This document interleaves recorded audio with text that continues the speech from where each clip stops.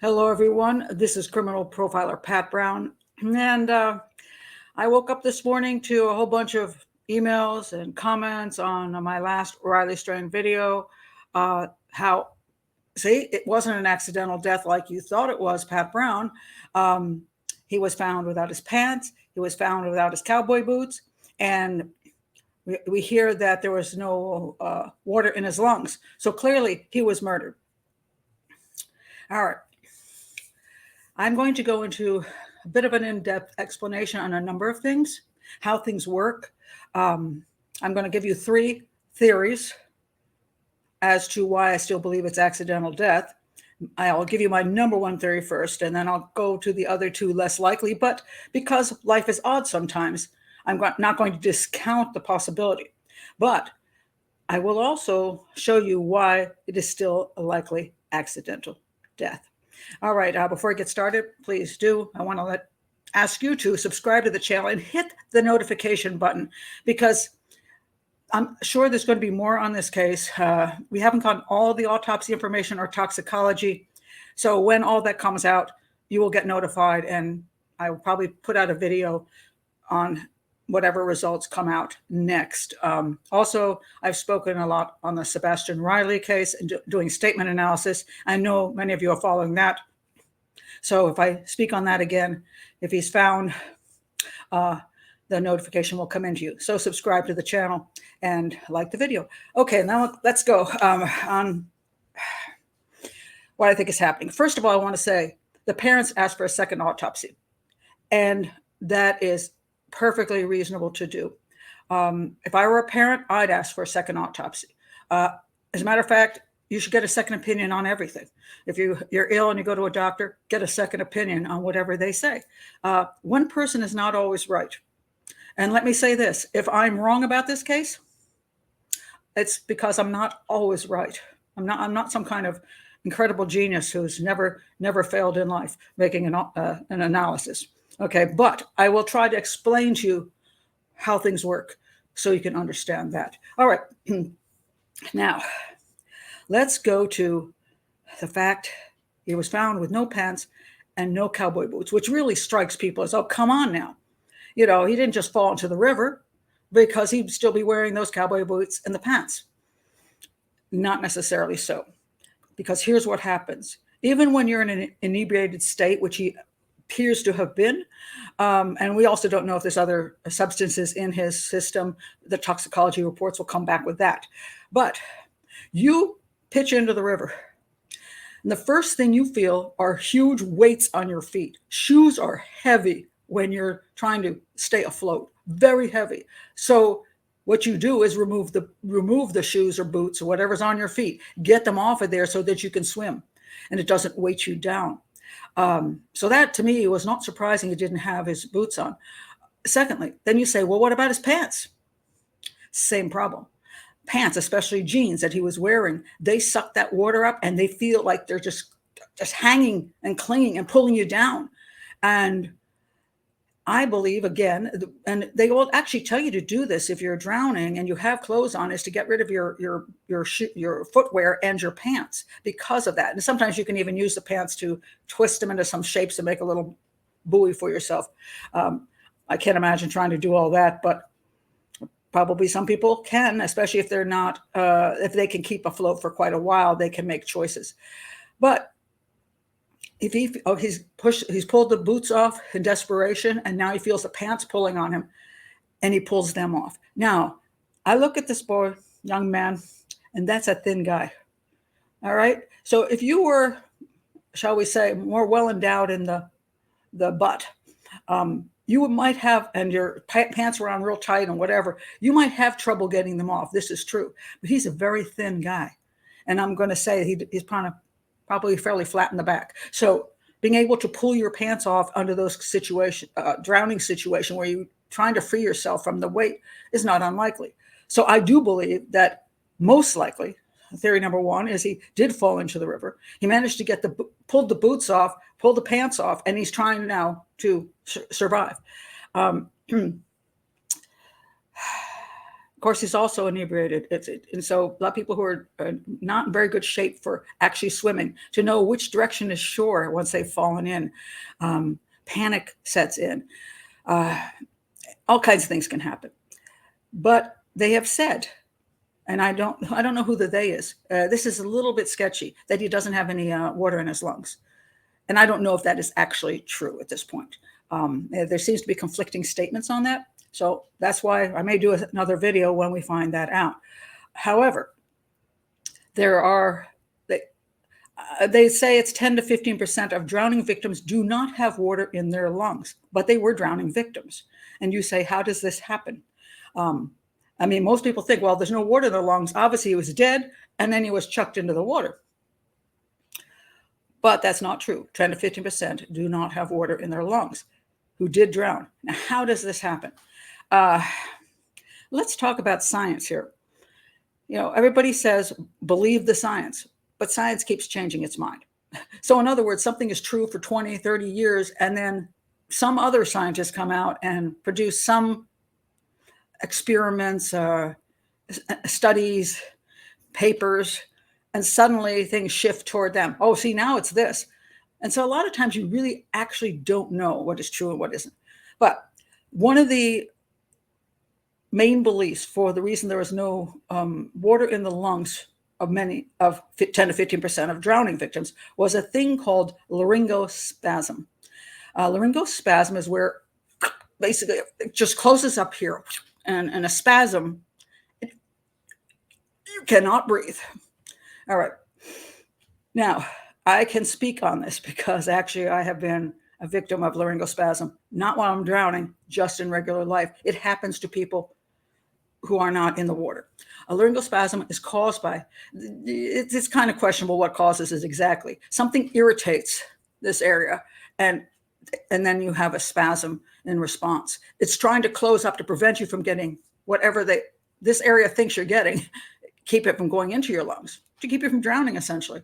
I have had laryngospasm about, I would say 10 times in my life, and it's extremely frightening. The first time I had it, I was actually hiking in Costa Rica with my sister, and I had a water bottle, and I took a sip of the water, just plain water, and it must have hit that, and all of a sudden,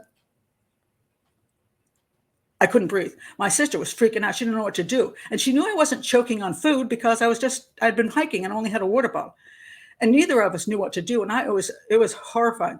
And all of a sudden, after thinking I was about to die, it opened up, and I could breathe again. I was like, oh, that was weird. Well, it happened again. I was eating one of those those gummy bears one of those things. Well, those real sour things, those sour things kids eat, little candies. I was eating that, and I think that triggered it. And it closed up, and my daughter, who has worked as an EMT essentially in her life on an ambulance, thought that I was choking because she thought I choked on the candy. I had not. It was just that zing that did it. And I actually put my hand up like this to indicate to her, don't Heimlich me, because I recognized it from the same thing that happened in Costa Rica. I said, and of course everybody's panicking, and I'm like, and then eventually it released. I've had it happen when I'm sleeping. I literally wake up, can't breathe. I've had it happen when I was driving. What I have learned is that, as horrifying as it is, and I'm not a swimmer, so I don't have a good intake of breath. So I don't know how to hold my breath a long time. So for me, it's very, very scary. But I have found that it has released after it seems so long. You think you're not going to survive. You think you're going to just pass out eventually. And if you do pass out, that usually means that you relax, and it relaxes, and you wake up on the floor. I've never had that happen. I've always had it open up before that occurred. But in case you have laryngospasm, the most useful thing to do is to take 2 fingers and press behind your ears like this and put your head back. And that tends to release it sooner. I've also found in certain circumstances, I've dropped my head, and that also helps. This seems to be the best. But anyway, it's terrifying. Let me tell you, it's terrifying. So they believe that this laryngospasm can happen to people who are drowning. Perhaps they suck in just a speck of water in their panic, and it hits there, and and things close up. At that point, if they theoretically, this is where it gets a little iffy. It was believed that basically they had the laryngospasm and passed away. In other words, died.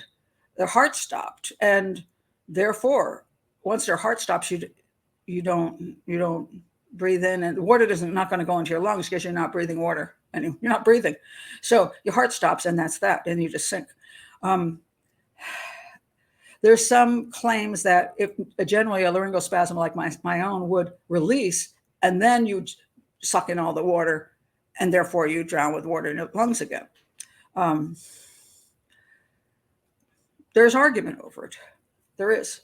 So I'm not going to deny that. Originally, it was considered 10 to 15% had laryngospasm, and that's why they did not have water go into their lungs, but still drowned.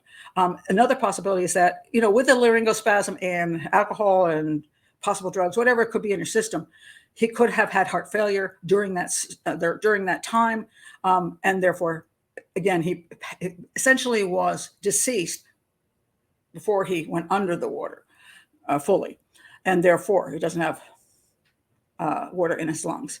And there's other possibilities, and I can't argue all of them, but I still don't even know if he did have water in his lungs or he didn't. But just because he doesn't have water in his lungs doesn't mean he did not, quote, drown. In other words, he died in the river, sinking into the river.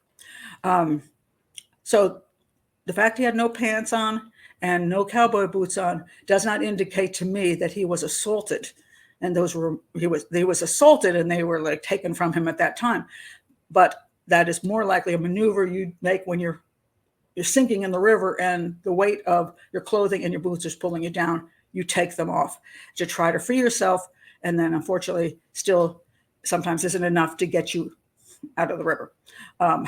So that's theory number one. Also, I want to point out with the autopsies, no sign of violence. There was no gunshot, no stabbing wounds, no blunt force trauma. So there is no sign of trauma. So for all of you people who are also the smiley face people, please stop. Watch my other video, which I'll link in the description, where I tell you why the smiley face theory is the most ridiculous thing ever.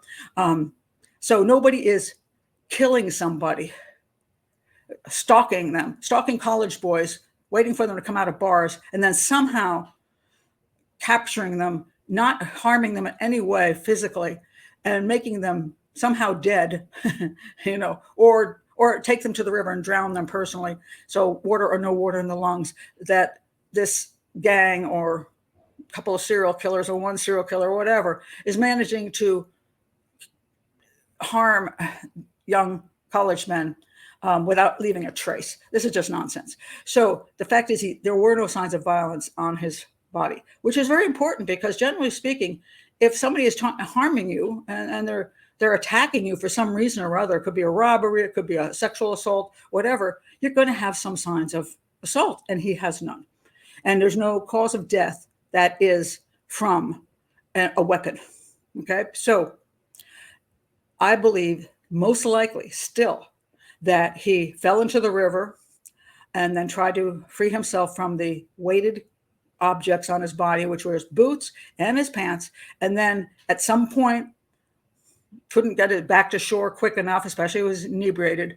He could have had heart failure, he could have had the laryngospasm, it could be a combo of things, but he couldn't make it back, and he sunk into the river. So I stand with the most likely scenario is still accidental drowning. I put quotes on drowning just because the drowning aspect is you're in a river sinking. That's why they call it drowning. Now, a second scenario, just for the rest of you who are going to start arguing things. What else could have happened? Well, let's say, I'm just going to make this up because a lot of people love to make up scenarios. So I'll make up a couple scenarios for you. And if I were investigating, if I were profiling the crime, working with the police department, these wouldn't be my go-to things, but I would say, look, you could check these things out just in case. Now you have an inebriated young man, he's staggering about. Let's say he pitches onto the ground and near that homeless encampment, and he's kind of half out of it, or he's out of it. He's passed out for a while. And some guy comes along and says, nice boots. That's not unlikely. And that does not it's not a violent act. They're just removing boots from an unconscious guy. And then the guy goes, I need some new pants too. And he, again, is a thin guy. It's not hard to get him off of him. They could have pulled those suckers off of him as well. Maybe they didn't want the shirt. They just pulled the pants off. And now they've got the pants. They got themselves a new pair of pants and a nice pair of boots. And they walk away. Riley wakes up, says, what the hell? Damn it. And he staggers along and he falls into the river. And now you're back at the same sort of thing. He's in the river, and just, again, the thing about the water in the lungs, you can argue that so the cows come home, but he falls into the river and he drowns. Is that possible? It's possible. I still think theory 1 is more likely. I'd go with 80% on theory 1, 10% on theory 2. Theory 3, what could theory 3 be? Theory 3, because they don't have the toxicology reports back, and I don't know whether they have, quote, proof of drowning. Let's say they did exactly the same thing. They took off his shoes and the pants, and he's lying there, and he dies. He dies of something else, has heart failure due to drugs, alcohol, whatever it is. And they go, oh, man, oh, go just take this guy. Oh, well, this guy's dead, man. And they just push him into the river. Possible? Sure. Not probable? Not as probable as theory number 1. So, no, I'll go with 90% on theory number 1. I'll go with 5% on each one of the other ones because they're possible. They're just not necessarily probable as the scenario of him falling into the river and just trying to get rid of the items that are weighting him down so he can save himself. Now, so that's it. That's my thoughts today on why people are now going crazy saying, see, he was murdered. Let me reiterate why parents often think or prefer their child to have been murdered than their child to have died in an accidental death like I believe Riley did. It is because it's just so frustrating as a parent to think, you have this great kid and he's got his whole future ahead of him. And because of one stupid moment in time, he ends up dead. And it's so hard to accept. It's so unfair. It's so oh, come on. Why this one moment in time? I had to do something and end up drowning.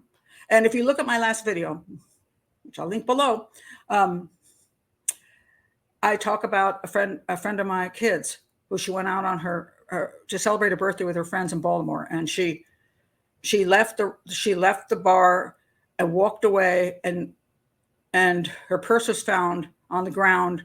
Her car was still parked, and her body was eventually pulled out of the harbor. And so immediately looked like an assault in the sense that somebody grabbed her purse or whatever. She lost her balance, fell in, or somebody grabbed her and hit her and knocked her in. Turned out there was a video camera, and the video camera actually was proof that she walked near the water and fell in. She was I think she was 26 years old. And she was going to meet her parents the next day to celebrate her birthday with them. And I'm sure they got to be kidding. And so initially the father believed there was foul play. But all of a sudden it got quiet. And the reason was he saw the video. And it was absolute proof there was no foul play. She just fell in the water. And it's horrifying, absolutely horrifying, to think that your child in just that one moment did something foolish that ended their life. Parents do not want to go there. They prefer to think that their child wasn't doing something silly that took away their future. They want to believe somebody did something to them, that we have somebody to blame besides your own child. It's just, that's human nature. So my heart goes out to the parents. And it could be, I will say to them, hey, all of us have had drunk, well, not all of us, but I have 3 children, and I can tell you, they've been drunk. Hope they don't watch this video, but they have been. And God knows, I'm just lucky at this point, that they've hit middle age and are still here. Doesn't mean they couldn't get drunk again and do something stupid, because even older people do stupid things, make bad choices in that one moment.